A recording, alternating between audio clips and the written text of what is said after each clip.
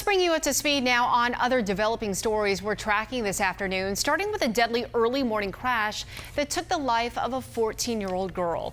Investigators say Ella Thomas died after the car she was riding in crashed into a garbage truck outside the Arizona State University West Campus. It happened just after 4:30 this morning at the intersection of 51st Avenue and Thunderbird Road.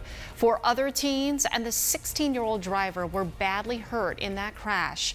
Witnesses told 12 News the teen driver ran a red light before running into the garbage truck. The garbage truck driver was not seriously hurt. 25 men have been arrested as part of a joint sting operation labeled Operation Summer Shield, where detectives posed as young girls who posted ads looking for sex acts. Investigators say the suspects caught range in age from 19 to 63 and most commonly sought out victims on Facebook, Instagram, and Snapchat. Now, if convicted, the men will have to register as sex offenders. A man has been charged with multiple counts of public sexual indecency with a minor present, stemming from an incident at Starlight Park Pool. Police say pool staff reported 21-year-old Alex Garner for touching himself inappropriately and taking videos of people at the pool. Investigators say they were able to track his whereabouts through an ankle bracelet and say he is facing similar accusations in another trial.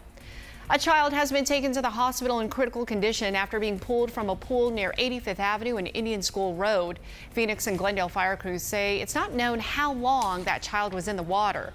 The 6-year-old boy did regain consciousness on the way to the hospital. An investigation is underway to determine how he ended up in the water. This week, the House will hear testimony from special counsel Robert Mueller. Wednesday, Mueller is expected to discuss more details on his investigation into Russian meddling in the 2016 presidential election.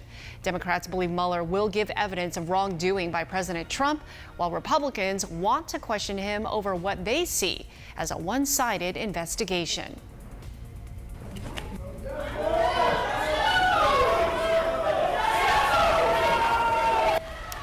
Quite the chaotic scene right there in an Ohio courtroom this morning when a judge was sentenced to jail.